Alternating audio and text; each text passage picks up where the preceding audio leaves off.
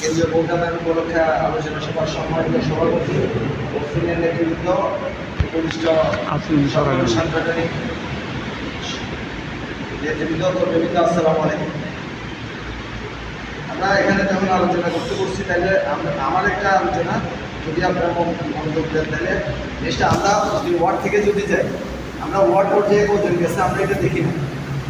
অনেকে 10 জন গিয়ে বলে আমরা 100 জন আসছি, এরকম একটা ইয়াতে আমরা মনে হয় স্কুলে একটা জমায়েত দিয়ে এখান থেকে বাসের মাধ্যমে সবাইকে একসাথে যদি এক জায়গায় নিয়ে যাওয়া হয় তাহলে আমরা আমাদের জমায়েতটা আমরা দেখতে পাচ্ছি কতটুকু জমায়েত হয়েছে এখান থেকে।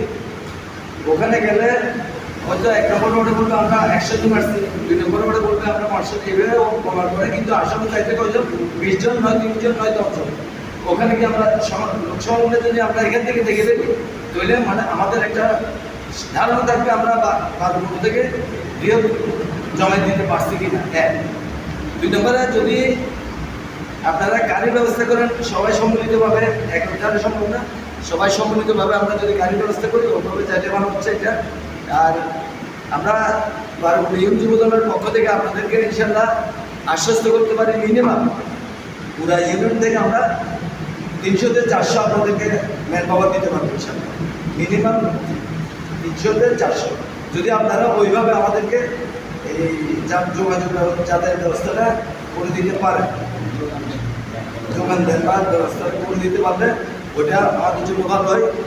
আর যেটা বলছে আজাদ ভাই স্বেচ্ছাসেবক দলের সভাপতি জমায়েতটা যেখানে দিচ্ছে বা যেখানে বলতেছে আমারও মনে হয় ওই জমায়েতটা ওখানেই ভালো হচ্ছে। ওনার সাথে পরামর্শ করছি ওই জমায়েতের জন্য। আর যেগুলো আক্তার ভাই বলছে চাঁদাবাজ এগুলো আমাদের অনুরোধ আছে নেতৃবৃন্দ, আমাদের সীতাকুণ্ড জেলার নেতৃবৃন্দ আছে। সবচেয়ে বড় কথা ছোটবেলা থেকে যাকে দেখছি জোহর ভাই, বদরুল ভাই, আজাদ ভাই, যাদেরকে আমরা দেখছি তারা সংগঠনের জন্য অনেক কিছু করছে। আমরা যদি কোনো অন্যায় করি আপনাদের সম্মান যাবে।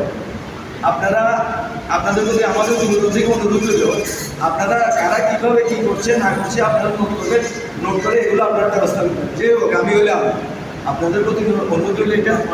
আর জমায়েতের ব্যাপারে বললাম। আর আপনারা সবাই মিছিলের যেটা বলছে আক্তার মামা, মিছিলের যেটা বলছে আমরা সবাই ধারণা করি মিছিলের আগে যদি আমরা ছবি তুলি তাইলে আমরা নেতা হয়ে যাবে, এটা অনেকের ধারণা পোষণ করেন। তো ওই জন্য যদি স্বেচ্ছাসেবক টিম করে দেন মিছিলের সময়, স্বেচ্ছাসেবক যারা থাকবেন তারা ছাড়া মিছিলের আগে সিনিয়র নেতৃবৃন্দের আগে আর কেউ থাকতে পারবেন।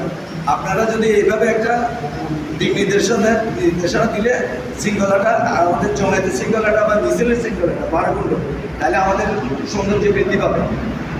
আর যারা জুনিয়র আছে, অনেকে নেতা বার করছে, যারা জুনিয়র আছে তাদের প্রতি অনুরোধ রাখবো আমি এবং আপনারা এখানে জমায়েত দিলে বার করলে এখান থেকে আপনারা অনুরোধ করেন, জমায়েত সবাইকে অনুরোধ করবেন যে যারা ইউনিয়নের এবং জেলার নেতৃত্ব আছে তারা আগে থাকবে, তাদের আগে কেউ না থাকে এবং তাদেরকে যাতে কেউ দেখি না করে, ধাক্কা দেখি না করে যাতে আগে থাকার চেষ্টা না করে।